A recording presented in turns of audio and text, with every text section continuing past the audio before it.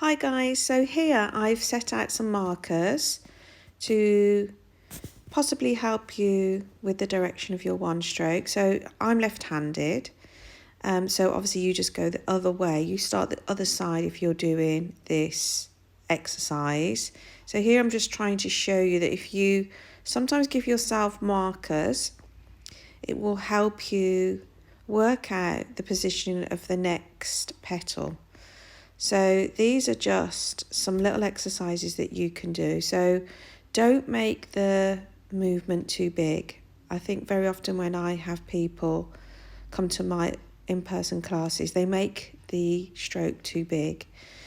So have a look at the size brush you're using. Here I'm using a 1/2 inch long angled brush by Rosemary & Co. It's in a set of 9 brushes. Think about it being not much bigger than the length of the actual brush from the tip to the base of the bristles, and then usually you can't go wrong. Obviously you can make the movement bigger once you're adverse to this technique, but when you're first using it, make sure you keep it to a similar size of that bristle. I can't say that very well, that bristle length. I get tongue-tied, but you get the idea. So I'm just showing you that the one is more rounded that I've done, and then the other one is slightly more pointed. So I've just used a brush here. This brush isn't very good, by the way. It's a sort of cheapish brush that I would probably use for acrylics and not for face paint. It really do the job. But you can see, so I've done little markers here. So you've got like, almost looks like a little man going berserk before the dots come in.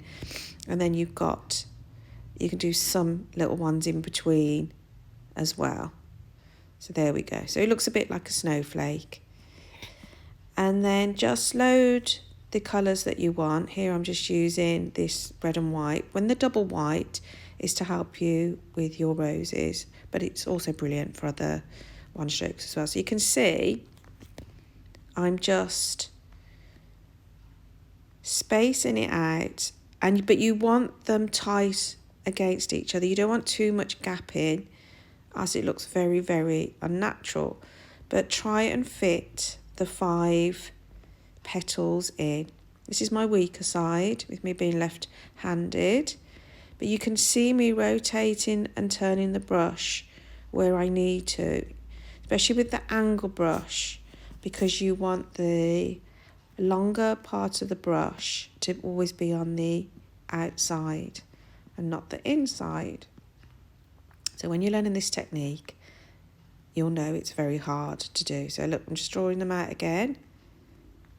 Just go over it again. Do your little dots.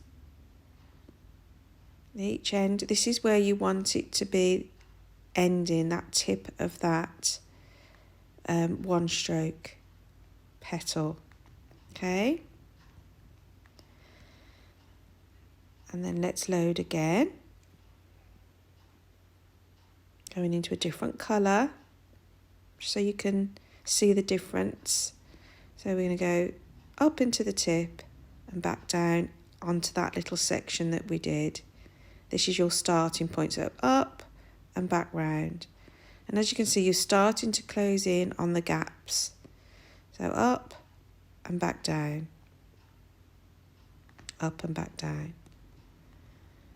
And this is when you're going more into a pointy position than you are for a rounded shape like the rose, and I will show you this in this video. So up, there, and then squeeze in that last one. If you are right-handed, you will know exactly what I mean about squeezing them in. So just to give you an idea of the shape, like so. You can go over them. The more you go over your colours, the more it will the colours will blend. So if you want it crisp, don't blend too much, because the colours will start blending out. So just remember that as well. So let's just do some other shapes. This is for your petal shapes. So these just look like very basic. You've got 2 petals and almost like the tip of a flower, but you also want to practice doing it the opposite direction as well. There's lots of directions to fall in, but this is keeping it basic. So here we're going to go up into that little dot and back round. Here the paint was a little bit wetter than I hoped, but it dried off a little bit on this one. And there we can see this sort of, it's not a sharp point for this one. It's got a rounded edge to it. So can you see where it was wet? So if that happens, guys, just go over your paint, dab on your towels and bring that colour back. And as I said, the more you go over it, the more the colours will blend.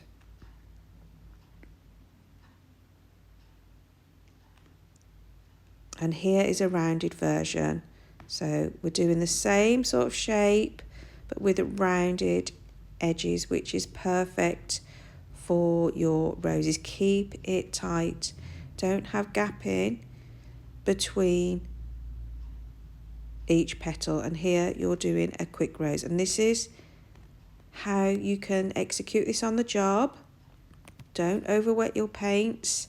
Dabbing on the towel. When you see my brush go off to the left, disappearing out of shot, that's because I'm dabbing on the towel, and that's because I can feel there is too much water on the paint, on the brush with the paint and the water. So you just dab a little bit off on the towel so you can see the rose. And now what I'm doing is with these pointed edges, you'll see the difference in a moment. Even though I haven't done it yellow because it's face painting, you can do whatever colour you want. And I'm going to make it look more like a daffodil type flower. So this is the difference with the rose shape. So here what I've done is showed you what the rose looks like with the pointed edges and one with the round. What looks more natural is the rose with the rounded edge petals. Can you see? So you've got the more pointy edges and the more round edges. So here, look, you can see that shape and the round shape. So what you're trying to achieve when you're doing your roses is the more natural rounded shape petals, okay? And here you've got the rounded edge and the pointy edge. So you've got your point, your round. And usually if you apply these, this is when your flowers will look more natural. You can have the more pointier edge for poinsettias and flowers this shape like lilies, daffodils. There would be so many to mention, but there's 3 popular choices. So now I'm going to show you exactly what I mean by doing the daffodil. So into the point, into the point, into the point, into the point, and into the point. Then we're going to do that circular shape, the U shape. There we go, just highlighting that with the yellow. Then we're going to have it sitting in the base as the daffodils do. So you're just using the tip of your brush to make some little sort of comma strokes. Can you see the points? The points, the points, and the rounds. Rounded edges. And that's the difference that you're trying to achieve for that more natural, organic looking flowers. Those more natural flowers, okay?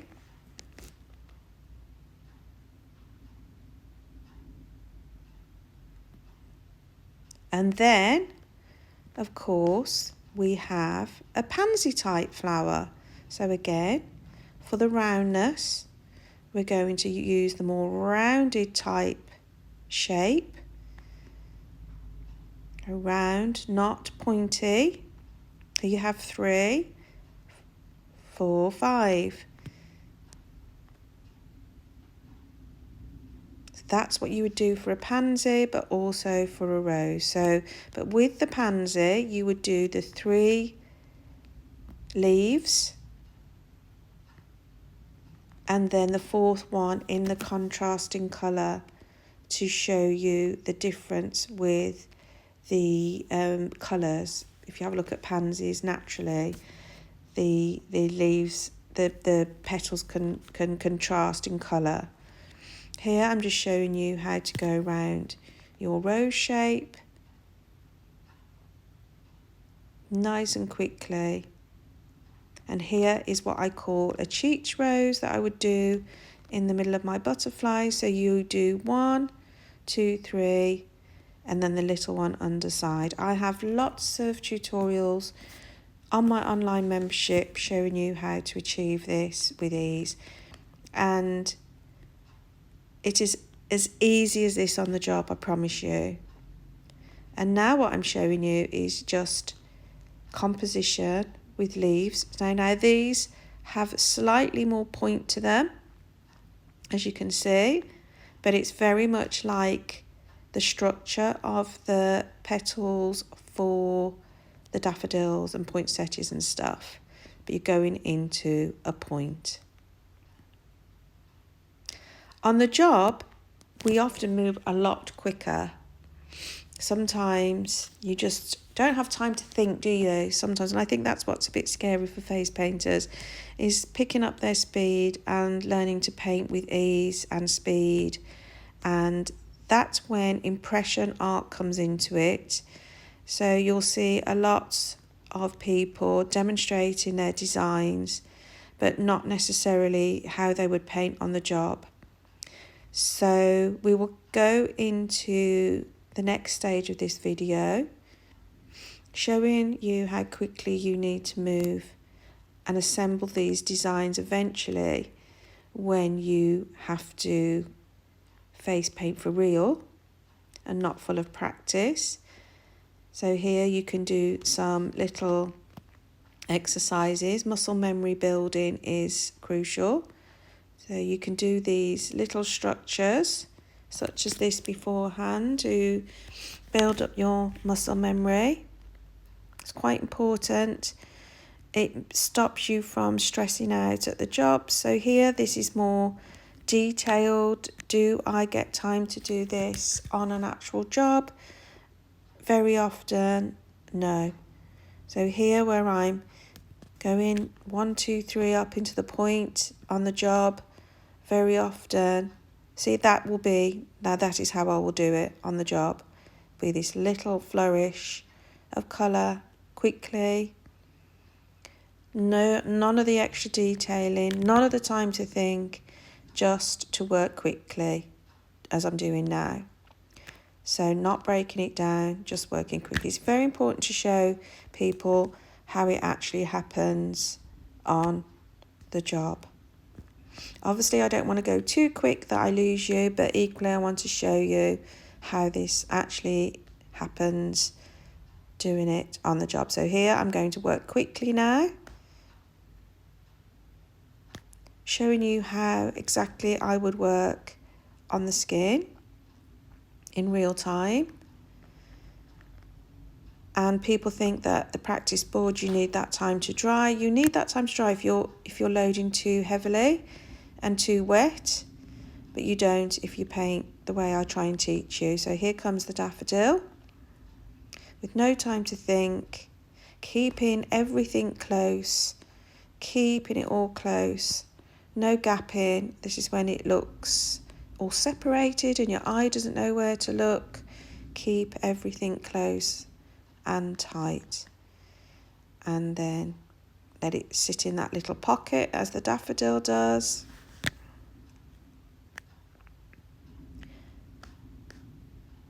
Go into some different colours to create different colour flowers if that's what you want to choose to do. Here I'm taking it to the point and I'm just going to do 4 petals for this one, make the flower look a bit different. And then comes the pansy. So now it's the rounded shape, not the pointy shape. So I'm trying to combine a few different styles here just to show you all the different elements. Let's change that colour up. So the lighter is on the outside and it's a blue. You see the contrast for that pansy? Straight away you will recognise that as a pansy as well. And here I'm just putting some inner petals to make it look a bit different again. I'm going to highlight some of those inner petals because it's sunk in, and this can very much happen on the face. So draw out those inner petals once it's dried off a little bit more. Going back into the pansy to draw them out. Just using the same brush for speed, but putting a bit of yellow in the middle to break up and show you that true pansy look. And then obviously let's go to the leaves. So here, keeping it tight. I see lots of lovely designs, but then the leaves are sticking out from everywhere and you kind of lose the momentum of what you're trying to achieve. So here, just put the leaves in all together. I'm just keeping to at the moment with the lighter on the outside to have those variegated leaves. Now I've gone darker, so again we've picked up some contrast and made it a little bit more interesting. Where I see gaps, I'm just putting the leaves in to keep it all structured and together and all nicely placed as well. And here, just a bit more darker so you can see it all together and looking all lovely and tight. Again, I've just gone into the middle bit to close that gap up nice and quickly. Obviously, this is where you can go to your detail brush if you so choose. Now that's without any detailing at all, and they all just stick out and look really nice and bright. Obviously, you can go in with your detail after to bring out more of the flowers if you want to, but this is me showing you those elements that I did at the beginning of the video and just showing you how to utilise them in real time. Here I'm just using a detail brush, making some nice big swirls and teardrops, etc., just to bring it all together, just bringing out some of the flowers and so on and so forth. And hopefully you'll understand about composition and placement of those flowers, keeping everything tight, not being scared to paint on top of another colour, and this is when it will look much more natural with the finished article. Here just adding some detail in the pansy, of course, just to bring it out a little bit further. But hopefully some of those shapes that I've just showed you here will make you think about the shapes that you're doing, how it can look more naturally. Here I'm just using the liner just to put a bit softer finishes to it. I always think the liner brush just gives you that more magical, whimsical sort of finishes. Here you can bring out the rose. Here I'm using a dark green rather than a black. This can actually tend to look more natural, or a brown earthy colour to do the detail. It can look a little bit more of a natural finish. But again, if you haven't got time to do all these little elements, don't do them. Just leave it as it is. Obviously, these add to the finishing touches, but what you don't want to do is blow it. Don't add the detail if you think you're going to go over, mess it up and make it look less natural. Don't do it. Just leave it out until you're ready after practicing to do this on the real thing, okay? So yeah, just putting in some of the veining on the pansy to draw it out. and hopefully you'll look back at this video and see how it just refines the look.